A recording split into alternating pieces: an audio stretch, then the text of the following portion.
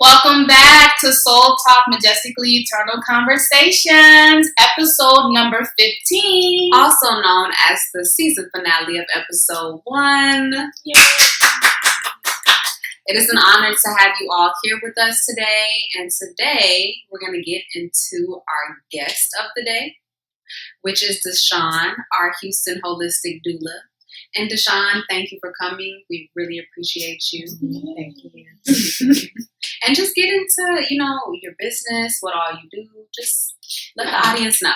Definitely. So, like Bianca said, I am a Houston Holistic Doula. I'm also a vaginal steam practitioner. I'm pretty much just health and wellness all around. So, I'm a birth doula. I did get certified through training. However, a lot of my practices are self-taught, things that I have learned from my elders, or reading into like our history. When I mean our history, I mean like our ancient African history, or even our like post slave trade. So that goes into like our black granny midwives and things like that. So that's where what I put a lot into my practicing in. Vaginal steaming is also something I do. For not only for my doula clients postpartum, but for just anyone who's suffering from any kind of womb issues or cycle issues, trying to get pregnant and things of that nature. And then I also offer health and wellness products like sea moss, black seed oil, things of that nature. So, it's a one-stop shop. Yes, really. So I'm a student midwife. So in 2 years, your girl's going to be a licensed midwife. Yes. So call her up. You know the vibe. Yeah, so as you can see, Deshaun has a lot under her umbrella. She is basically a divine goddess of many trades that really can help you. And I love it, Bianca. no, it's the truth. You do a lot that really helps us. Bray and I, we also get our sea moss from her. And we're going to get into what other things she does for us today. What she do? Just kidding. Okay, so Y'all know who she is. Bear with her. no, I'm cool. But are you ready to get into the, quotes of the day? And then the soul topic, y'all know how we do. Yes, so I'm going to start the quotes. Okay, let's go. Your body can withstand almost anything. It's your mind you have to convince. Oh. Y'all like that? I'll be saying that when you in labor. Huh? Yeah, I like that. I'll take that one. Yeah. Well, ain't that something? I like that. Oh, yeah, you said what you said. Next quote. When you're Let's in go. the process of stuff like that, you know what we think about quotes. Well, I don't know if y'all were paying attention, y'all, but the cat is out the bag. Somebody is Who with prayed? My doula baby. Bray is pregnant for Bianca you all. I do. But I'm going to rub him when, the show is over. But yes, Bray is pregnant. So what Deshaun does for us, because I'm part of this journey with them, she is our doula. And we are going to get into the second quote of the day. Yes. And then Deshaun is going to school us off. Let's go. All right. So birth should be a sacred, divine, and holy experience. It is not a medical condition or a disease. It is where physical meets eyes with spiritual, where Father and Mother Creator intertwine, where Mama Earth kisses Father Universe, and where love rises above all. That quote is by yours truly. I love that. Thank y'all. I get like this imagery of just like. Don't be stealing. You gonna use that one. But It's I get that one. I get like an imagery of just like a black man kissing like the earth. Oh, I don't know. I like that. That's That's nice. It's very good. yeah. But yeah, I really could not find a quote that I personally like that really spoke to melanin women. When it comes to giving birth, and since we've already been learning some things from you, I had to come up with something that really spoke to this episode for me. And with that said, Bray, what's the soul topic of the day? The topic of today is natural home births versus hospital births. What y'all know about that? What do y'all know about that? Nothing. And we are also going to get into, the true history of natural birth. Yes. And we're going to let Miss Deshaun spearhead. Yeah, so let me just get to the subtopic so they can hear. The first one is the history of home births and natural births versus hospital births. All right, Deshaun. Just get them a little. Okay, so the history is there is really no original history of birth in the hospitals because we were born in our home. Yeah, I heard that. We were born in our homes. We were born outside. We were born on fields. We were born in land. We were born in our own property with our own family, with our own people.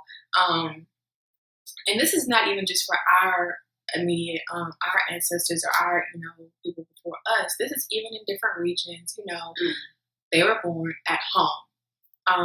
Now you go into, of course. Let's just say for the sake of, and the reason I keep going back to Black and Africa is because no one has us like we have us and no one talks about us. So I'm going to be focusing on that. I'm not going to be focusing on every other country and every other continent. I'm going to be focusing on us. So we have, the slave trade, and then we have Black granny midwives. So the Black granny midwives were the midwives of the nation. We were the one birthing not only Black children but white children too. So we were actually the head of labor and delivery. We would go to the woman's home and assist in delivery, and then only would you could call them a doctor, most likely a white male would come if maybe there was an emergency, or sometimes they would even shadow the granny midwife to learn from her. Right. So we had home birth for a very, very, very long time. That's what it was originated, in the home. And so shortly after, or not, I won't say too shortly after, but then you have where segregation starts to come into play, a little bit before segregation. And so then Black women and Black granny midwives were becoming demonized. And so, colonizers or just anyone who wasn't Black or was racist against them would say, they're dirty, or they don't know what they're doing, or if something happened to the baby, they would immediately blame the granny midwife. And so then there became laws put into place where they said, well, if you want to be a midwife, then you have to go to midwifery school, or you have to go to nursing school. However, Black women were either not allowed to go to the schools because we were Black, or we didn't have the means, or there were just so many laws put in place to where we couldn't go, we couldn't afford it, and things like that. So essentially, we were booted out of our own thing.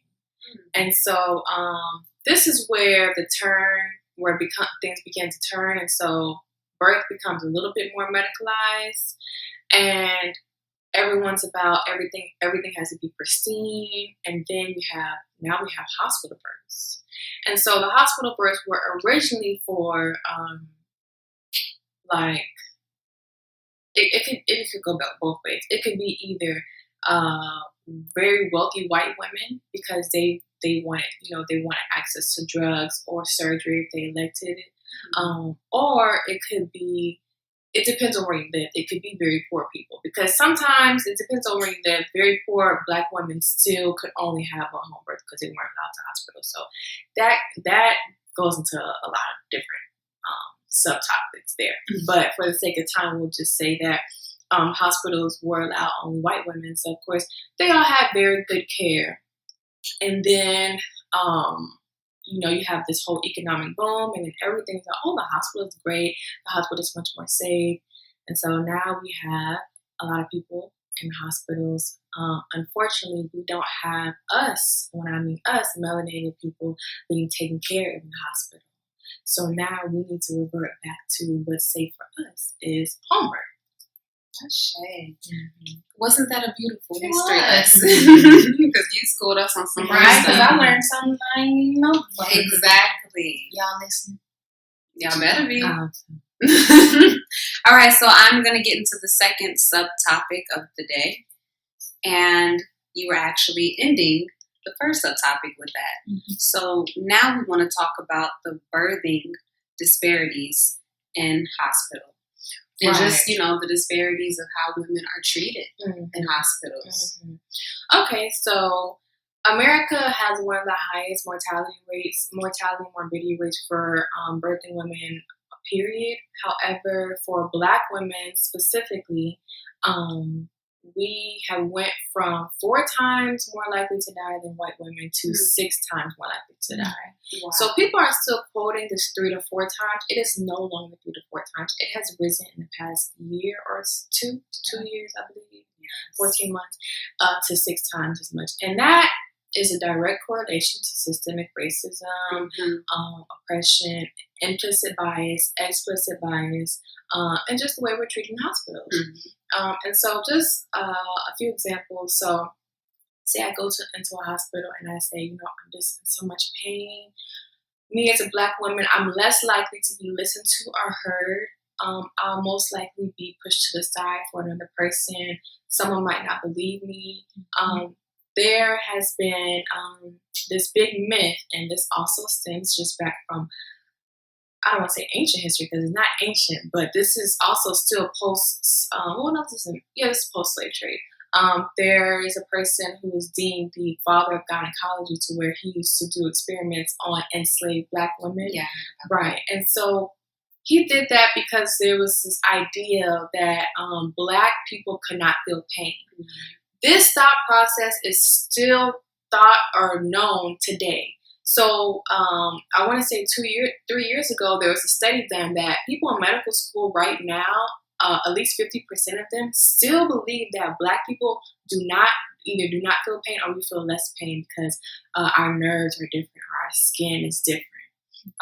So when we go to the hospital and we say, something's wrong with us, they either don't believe us, they think we want drugs, they think, especially for women, we're being just angry, belligerent, or we're being, how do I say when something's being too extra? Like, not want to say extra, but we're pushing buttons, stuff like that. So we're not heard. Also, we're just kind of looked at as like we're below others. We can wait, and so that causes death. I mean, I literally just seen a post this morning. A woman's feet were swollen. She was Black. Her feet were completely swollen, and she kept asking her doctor what's wrong, and he didn't tell her that she had preeclampsia. Preeclampsia, you and your child can die. But this is a normal thing. 2 Black women just lost their life in the past 3 weeks. Yeah, due to birth. Yeah, and birthing in the hospital. So these are some of the things that happen to Black women in hospitals. Hospitals are great to have for emergencies, but if you have a low risk pregnancy and you can make means to have a home birth, I say by all means go that way. Yes, and then I actually wanted to add something because what you said is true, that they do feel that, just Black people, melanated people, period, or, women, that we don't feel as much pain as, white women or other women. But the book that me and Bray are reading, called The Sacred Woman, we were just talking about at our last Sacred Circle meeting. We were talking about how in the book Queen Afua, points out that because we have melanin, we actually, we can hold more trauma because of our melanin or more pain. Whereas white people, if they get a scratch, it's automatically red, things like that. Right.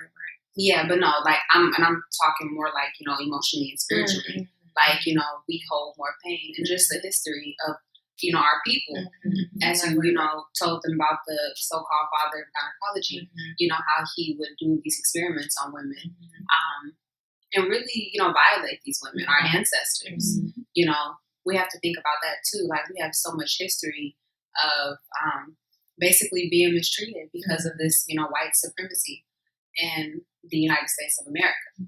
And that has trickled down after generation. So it's not like we don't, hold that pain of what's happened to us. Right. I just wanted to throw that in there because I did like that you pointed that out. Right.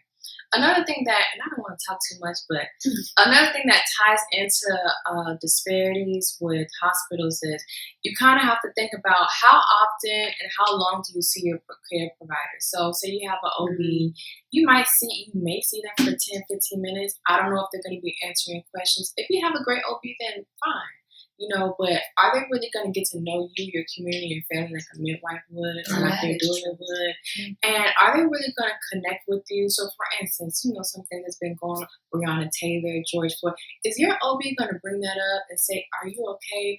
Or no, in most cases they're not. But your midwife or your doula is. Or I can be completely blatant with Bray and say, you know what, this George Floyd stuff has really just got me mentally drained. Because I know that we can connect on that level because we are both Black, and I don't even have to sit here and over explain. It's just we automatically get it, So and you just having these racial issues, being a Black woman in America. You're going into the hospital, you don't realize it, but your cortisol levels, which is your stress levels, are going all out of whack. You don't know it because you're so used to being stressed. But that affects your birth. That affects your blood pressure. That affects your contraction. That affects everything. But when you're here at home, see, right now our cortisol levels, we're relaxed. We feel okay. We're not on high alert. But if we seen a white man right there with a white coat outside of our window, it would scare us. Or even a police officer, it would scare us. We might not act on it, but immediately it's affecting our blood, our heart, everything. And that goes into birth and labor and delivery. Thank you for that. Yeah. Pay attention. And then I'll give you guys an example. Since we're on this subject, I had an OB, my OB at first. And, she was a Black woman. I found her on Yelp, but I didn't feel connected to her. And I would have to call numerous times to ask questions instead of just, her telling me, this, that, and the third. And I don't like that. I like to be informed. I like her to tell me everything that's good or everything that's wrong or how can I fix it. I have you and then I also have experiences who just let me know, okay, well, this is what's wrong or this is what's going on. Not even what's wrong. This is what's going on. So this is how we can treat it or how we can fix it. I like that. And giving you the options, different options. And you'll give me okay, well, this is my opinion, but this is, or this is the way that, this is. But I just want to give y'all an example. This is what I have my doula. Okay, you ready for the third topic? Let's get into it. All right, home births versus hospitals, and then you're just giving us insight on both of them. Well, okay. So a home birth, I think a lot of people think that home births are just kind of like, oh, you have baby at home, you get a towel or something, No, we still, when I attend home births with a licensed midwife, everyone still comes with neonatal resuscitation equipment, things to repair, sutures and things like that. We still come with life-saving, things like if you were to start hemorrhaging, we still come with Pitocin. Your baby can, if you choose to let your baby get vitamin K injection, you still have that. If you choose to let your baby have the eye ointment, you still have that. You have a choice if you want it or not. We come with clean gloves. We come with literally bags and boxes of things. Just like if you were at a birthing center, everything that's at the birthing center is coming to your home, and not only that, we have a transfer plan in place. So it's not like we're going to wait till the last minute if something's going on. We're always on high alert, So a home birth, if you're low risk or if you're a midwife, just knows if you have any kind of risk, your midwife is working closely with you to monitor everything. Your vitals are being checked every hour. Your baby's being listened to every hour. Everything is being documented, charted. It's not just we come and just say, oh, yes, push me. No, but we're not going to over-medicalize it either. Now, if you go to a hospital, you can still have a serene birth. You just have to do a lot of switching up, changing, bring your own clothes, probably change up the room if they allow you to, things of that nature. But if you go to the hospital, immediately, you're going to go to triage where you're going to get checked. And at a home birth, you have the option if you want, how many vaginal exams, if any, that you want. In the hospital, I don't want to say you don't have a choice, but they're going to give you a hard time about it. They're going to give you a hard time about being hooked up to an IV if you don't want. They're going to give you a hard time about eating and drinking. They're going to give you a hard time about moving around. So it's just a lot of discomfort, but it's kind of like discomfort that we've kind of let be normalized. I still attend hospital births. I attend home births, hospital births, and birth center births. So my job when I attend to hospital births, I make it as comfortable as possible, and I advocate for my client as much as possible. We try to make the room as homey as possible, make sure everything on the birth plan is being followed, as it can be, and things of that nature.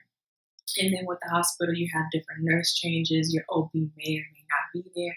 Versus a home birth, you'll most likely just have your team, which may consist of, your midwife, maybe one or two midwife assistants, your doula, your partner, just people that are physically close to you that have been with you through this whole journey versus someone or people and nurses that you've never seen before.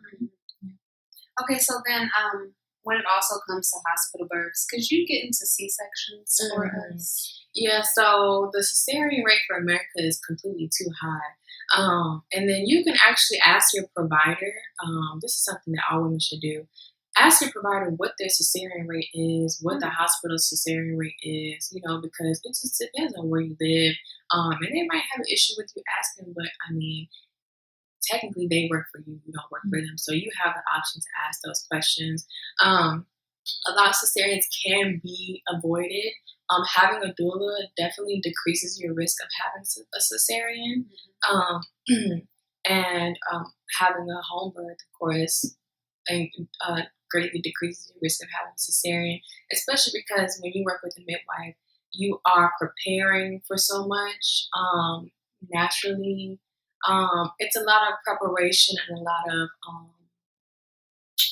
how do you say when? I'm trying to think of preventative measures, things like that. Versus if you're working with OB, you just kind of go along, and if something happens, okay, yeah, with that extra blood here, so it's fine, So cesarean rates are just completely too high, and people don't understand what a cesarean is and how traumatic it can be. Not only is your baby being born in a sterile environment, so and he or she is not going through your vaginal canal, which is going to help their gut, which is connected to their brain, get all those healthy bacteria. You still have to be sewed up. Your milk supply can be affected by that. Your mental state can be affected by that. The drugs that's been given to you, and then just the recovery time and things like that. So a lot of women suffer actually memory loss and PTSD from cesareans. Yeah. Some people think that cesareans are just the easiest, easy peasy, you just cut the baby out. No, especially not an emergency cesarean. Just imagine someone just saying, hey, you're about to get surgery, you're about to cut you wide open, and you have to do it. But a lot of them can be prevented. Some cesareans are necessary, I will say that, but the rates are just completely high, and I just encourage everyone to ask the provider what their rates are and then see locally around you what everyone else's rates are as well. Also, before I go into the next thing, just because you had a cesarean doesn't mean that you can't, that you have to have another one. I personally had a emergency cesarean with my first shot, and then I had a VBAC, which is a vaginal birth after cesarean, after everyone told me I was crazy for doing that. But I did. I pushed my baby out of my vagina.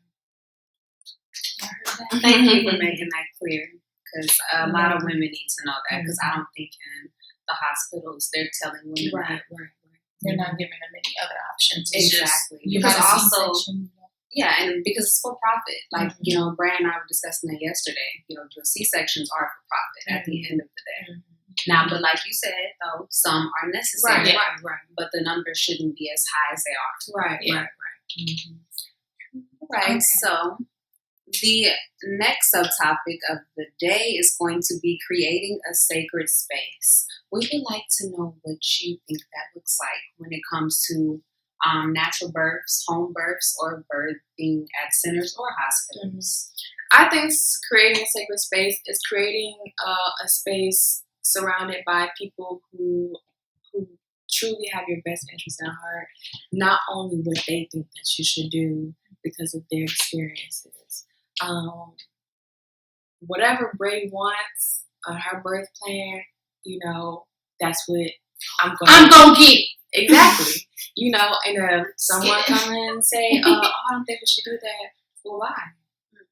This what you want. As long as it's nothing crazy like, oh, I don't want to have my baby in a chlorinated pool. I'm gonna say, Bray, I don't think that's a safe option. Right? No, but create a space with people who do love you and love your child as well. You don't want people around you that just want to see the baby, just oh, look the baby, whatever, and then don't care about your postpartum health or nothing. That's not the people that you want to be around. So you need to stop letting people like that in your space. Message. Yeah. Have your doula. And have a doula that connects with you. If you're Black, I encourage you to have a Black provider. If you can't have a black provider, have a Black doula. I'm telling you that it will make all the difference because you can literally spiritually connect. You don't have to code switch. You can be just chill and just really let it out. You don't have to worry about someone thinking that you have attitude because of the way you look, or thinking you're the angry Black woman. Or understanding why you may be scared to go to the hospital. Because someone else might not really understand that because they're not Black and they don't know statistics like we do. So that's what I feel about having a sacred space. If you can't have a home birth or a birth center birth, and the hospital, like I said, make that room yours. Bring your playlist, bring your own clothes, dim the lights, bring you some little Christmas tree lights. Put up your either your affirmations or your scriptures. Have the partner that you want there. Have your doula there. Make it yours as much as possible, and have your doula help you do that. At home, it's your home. Make it however you want to make it, but it has to be with people that you don't want. You don't have to second guess. Like, dang, I don't really want my mom to be there, but I'm gonna let her come because she's gonna be mad at me. No, don't do that because that has proven to add on 2 to 3 more hours onto your labor by you having something that you're not comfortable with being there at your birth. Right. Y'all heard that? Your mom will have to be right. She don't. Just saying, Mama. I don't care. She call your grandma on you. Okay, that's good. Would you like to talk about your sacred space? Would you like to? That's your child. Well, I know, but this ain't my baby. You want to give them an idea? It's everyone's baby. No, you know what I like, and I told you what I wanted to do. I do want lights, and that was a question because we were talking about that before. Me and Bianca, can you have sage in? Oh, definitely. We're gonna have the incense. We're gonna have the candles. We're gonna have sage. Okay. Yeah, and I'll burn it for you. Yes. Okay, great. Okay, boom, sage. Yeah. Well, it just needs to be. I don't want to give your business. That's why I want you to tell me. Just not after the baby born. Okay. So while you're in labor, because we don't want to be, the baby's not spraying. Okay. Yeah, so just while she's in labor. Right. Right. Same thing for essential oils, guys. Some people diffuse essential oils, stuff like that. That's fine. Just after the baby's born, just cut it off and move to a different room. So like that. You don't want to overwork the baby's lungs and stuff like that. Okay, makes a whole lot of sense. Got it. Okay, that's good. My space is my space. Well, I'm gonna chime in on this subtopic. So, like I stated earlier in the quote of the day, the second quote of the day, it has to be a sacred experience, a holy experience, a divine experience. As Deshaun has reiterated throughout this episode, you don't need to be stressed, and you need to be around people who make you feel loved. Like, this is a moment in time, in history, that's about love. Like, the baby was created from love, and you want to bring the baby into love. So, for all the women out there who want to do a home birth, just make sure that, peace be still in that space that you are holding for yourself, your partner, any family members, and of course, the baby. Most important. Are you ready for the final subtopic of the day? Yes, the final one is just any closing remarks or anything that we all have to say or anything that we thought that we may have missed. Anything else that you would like to inform the audience of? Or anything that we missed? Well, actually, that's what we did get into. Like, is there a difference in the cost or the fees of like a hospital and home birth? And then also the placenta. I wanted to get into that, so that could be something. Right. Okay. So there's different costs. It just depends on if you have insurance, what your insurance may look like, if you have Medicaid. So for a hospital birth, it actually costs way more to have a hospital birth. It's just that insurance just happens to want to cover it all. So you can have a $30,000 stay, and then say, "Oh, yeah, sure, pay for it." You just pay, maybe $200 for your stay a day. So you'll stay 3 days and you pay total $600 or something like that for possibly subpar care and crappy food. But for a home birth, so around in Houston, our general cost is about, I would say, 45. That's on the low end, 45 to, I think I've seen up to 7, and that's, I want to say, when I see around 7, that's typically like very fancy. When I say 7 or 8, very fancy birthing centers and things like that with all the bells and whistles, stuff like that. So you can get, you can have a home birth for around 45 or 5,000 ish. Typically, home birth midwives and midwives in general would let you do a payment plan. Typically, you just put a down payment and then you pay throughout your pregnancy. So if you're able to hire one right when you get pregnant, you put your down payment in, and then you typically have about until 37 weeks to pay off. So, and I encourage everyone who doesn't have those means to maybe try to start like a fundraiser or something like that. Either ask your family, do a baby shower to raise that money. If you're in the church, ask your church for help. Look into nonprofit organizations. I'm actually looking into making my a sector of my doula business a nonprofit organization, so I can give certain women births for either free or very discounted cost. So I'm working on that right now. So beautiful of you. Thank you. So those are just some ways that you can try to work that out. If you can't afford that much for a home birth, a birthing center can cost around the same. Insurance is more likely to cover a birthing center versus a home birth. And then if you're with a certified nurse midwife, insurance most likely will definitely cover it. Sometimes your insurance may do like a reimbursement or something around that nature. So if you have Medicaid, for instance, here in Houston, we have a Medicaid birth center that my very good friend Rowan, two sisters, she works at. She's a licensed midwife. She's a great ally to Black people.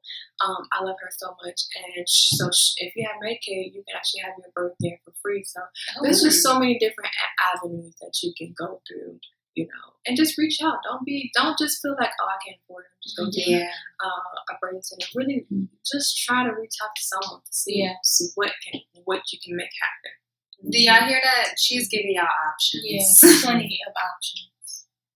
All right. I think you said placenta. Yeah, the placenta, the lotus birth, and then there was another one that you talked about. I forgot the name on the video you just posted. Oh, the lotus birth bag? No, so the lotus birth I know is when you actually wait for the placenta to fall out. But you said another one where you keep the placenta on for the leg cord clamping. Right.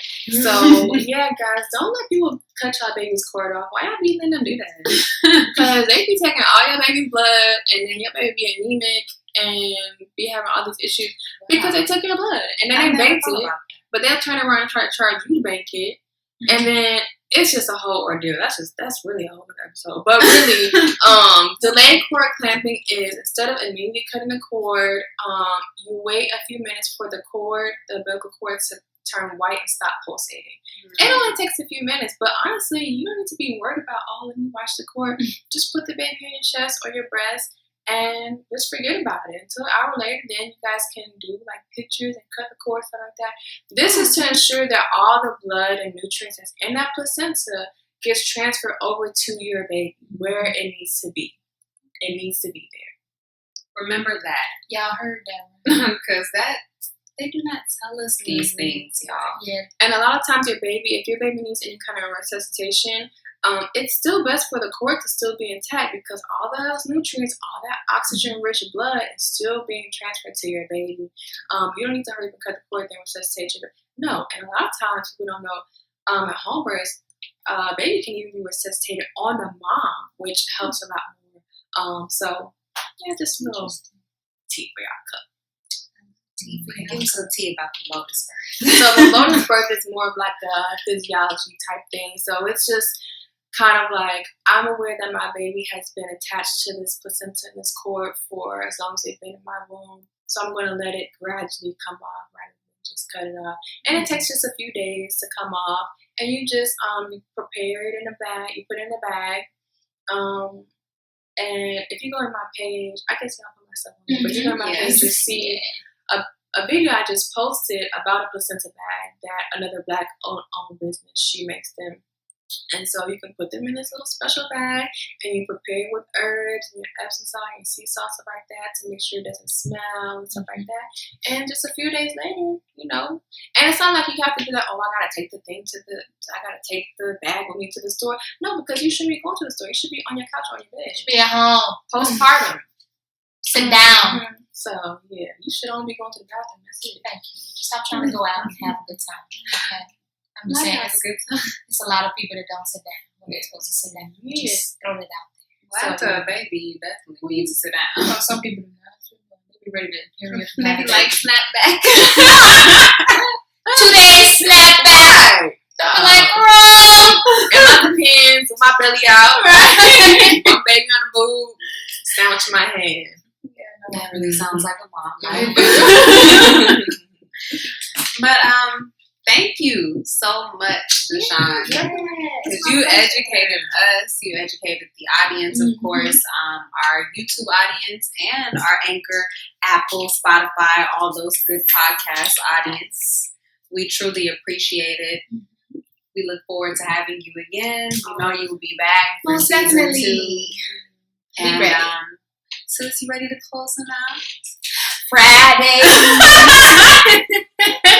Sunday. Just kidding. But we appreciate y'all for tuning in. We love y'all to life. Y'all watch this full video. Don't be trying to watch half. I'm just gonna cuss. Half of it. This is really to inform our melanins. But really just inform anybody. But yes, we appreciate y'all for stopping in, tuning in, listening in. Please subscribe, share, post, all of that.